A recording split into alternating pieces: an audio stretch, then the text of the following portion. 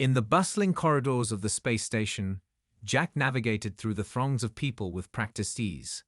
His eyes darted from side to side, taking in the diverse array of species bustling about their business. As he rounded a corner, lost in his own thoughts, he collided with someone, sending them both stumbling backward. "Oops, sorry about that," Jack said, reaching out a hand to steady the person he bumped into.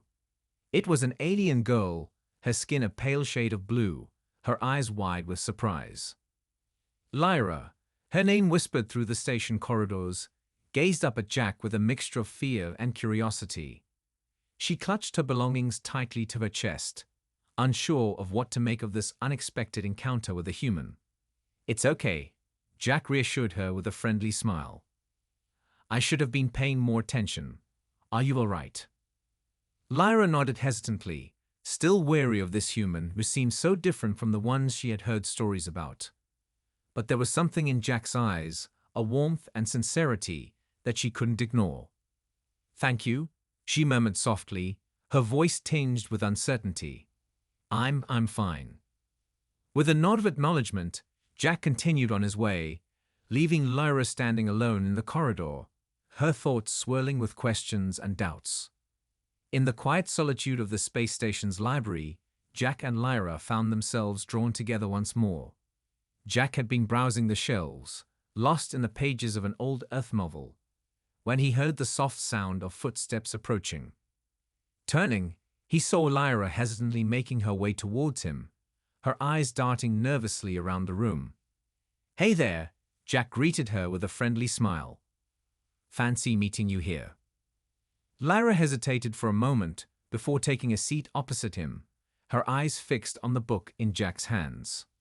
"What are you reading?" she asked, her curiosity getting the better of her. Jack held up the book for her to see, a twinkle of amusement in his eyes. "It's called To Kill a Mockingbird. It's about standing up for what's right, even when it's hard." Lyra nodded, her interest piqued. "That sounds fascinating." As they talked, Jack and Lyra discovered they had more in common than they had initially realized. They laughed and joked, sharing stories of their respective worlds and the challenges they faced. "You're different from the others," Lyra observed, her gaze searching Jack's face for any sign of deception. Jack shrugged, a playful grin tugging at the corners of his mouth. "I've always been a bit of a rebel, I guess. Besides, why should I judge someone based on where they're from?" With a shade understanding, Jack and Lyra continued their conversation late into the night, their friendship blossoming in the quiet corners of the space station. The calm of the space station was shattered by the sudden appearance of General Zarak's holographic image in the command room. His voice echoed through the chamber, commanding attention from all who were present. "We demand the surrender of the alien fugitive known as Lyra," Zarak boomed, his eyes flashing with anger. "Failure to comply will result in the destruction of your planet." Tom Johnson, the retired astronaut turned diplomat, stood at the forefront of the room, his brow furrowed in concern. "We can't give in to his demands," Tom insisted, his voice firm with resolve. "We have to find a way to protect Lyra and prevent a war." But the other members of the council were not so easily swayed. Fear and uncertainty hung heavy in the air as they debated their course of action, knowing that the fate of Earth hung in the balance. As tensions mounted on the space station, Jack found himself torn between loyalty to his own kind and his growing friendship with Lyra. He paced the length of his quarters, his mind racing with thoughts of the consequences of his actions. "We can't just hand her over," Jack muttered to himself, his hands clenched into fists at his sides.